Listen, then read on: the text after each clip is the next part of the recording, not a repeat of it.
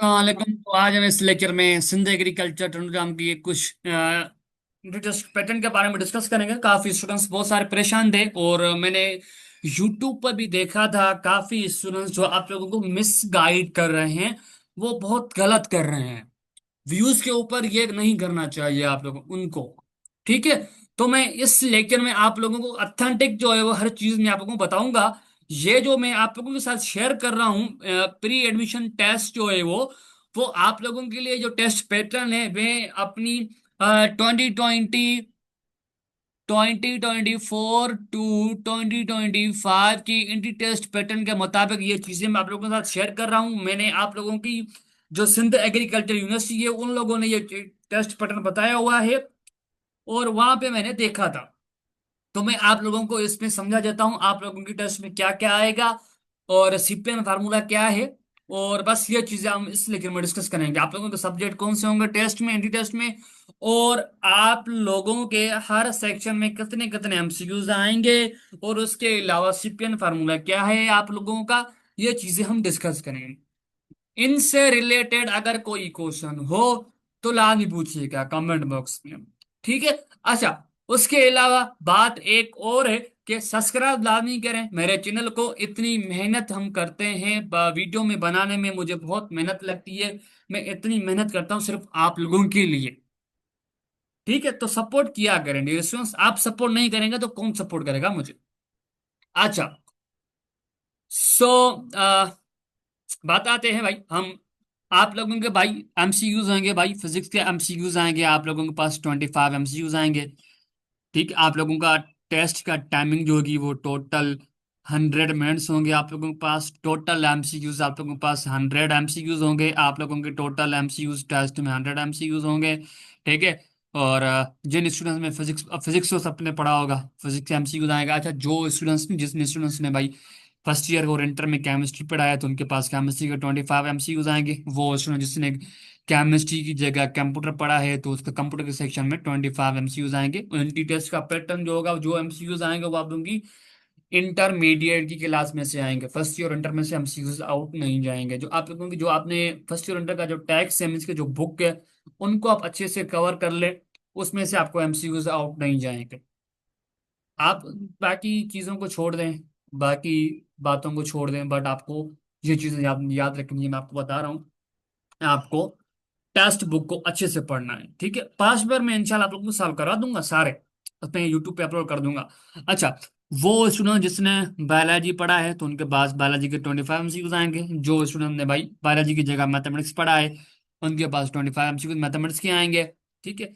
अच्छा, और आप लोगों के पास 25 एमसीक्यूज जो है भाई, आपके पास 80% जो है आपके पास इंग्लिश के एमसीक्यूज आएंगे और जो जीके के 20% एमसीक्यूज होंगे। ठीक है। एट मीन्स के आपके पास भाई 15 सेक्शन आप लोगों के पास जो है वो 20 एमसीक्यू जो है आप लोगों के पास इंग्लिश के आ जाएंगे और 5 एमसीक्यू जीके के आएंगे। टोटल आप लोगों के पास 100 एमसीक्यूज होंगे, याद रखिएगा। ठीक है। अच्छा, कोई सवाल हो तो लाजमी पूछिए कमेंट बॉक्स में। अच्छा, यहाँ पे एक बात लिखी हुई है भाई, final merit list of the candidate for each district category all shall be prepared for calculating over merit based on marks obtained in the exam. Following exam multiply the respective weightage and adding the result, calculate composite percentage, describe the merit of the candidates appear HSC in appear 24 the help on the basis first year subject to condition if he she failed get less than 50% marks in intermediate। अगर किसी ने भी ही और she जब fail होंगे भाई to get less 50% marks in intermediate HSC part 2 में, तो अगर किसी की भी 50 से लेस परसेंट मार्क्स होंगे तो वो डिस्क्वालिफाइड किया जाएगा। ये इंपॉर्टेंट पॉइंट थी। where the merit of the candidates appeared in the examination post in। अच्छा, ये 2024 के लिए इसको छोड़ दें। ठीक है। अगर वो 25 और 2026 के लिए एडमिशन ओपन होगी, अब एडमिशन ओपन नहीं हुई, अगर वो ओपन होगी तो मैं आपको हर सारी चीजें बता दूंगा। अब आपके पास टाइम भी है, आप फ्री होंगे तो आप अच्छी चीज आप अभी से तैयारी स्टार्ट कर लेंगे। ठीक है। अच्छा, मैट्रिकुलेशन मीन्स के आप एसएससी पार्ट के एसएससी के पार्ट के आपके पास 0.10 जो है परसेंट काउंट होंगी। मीन्स के 10% आप लोगों की मैट्रिक के अकाउंट होंगे। ठीक है। और एचएससी इंटरमीडिएट और एचएससी पार्ट 1 के आपके पास 30% काउंट होंगे। और प्री टेस्ट के आपके पास 60% आपके काउंट होंगे। आपको क्या करना है, जब आपकी परसेंटेज आई हुई है फर्स्ट ईयर और मैट्रिक में, उसको आप 0.10 से मल्टीप्लाई कीजिए, उनको प्लस करवाएं आपको किससे। अगर आपकी जो फर्स्ट ईयर में मार्क्स आई हुई है, अगर आपने इंटर किया है और रिजल्ट आ चुका है, तो उनको मल्टीप्लाई कीजिए, आपकी जो परसेंटेज आई हुई है उसको मल्टीप्लाई कीजिए 0.30 से, और प्लस करवाएं जो आपका एंट्री टेस्ट का स्कोर आया हुआ है, उसको मल्टीप्लाई कीजिए आप 0.60 से।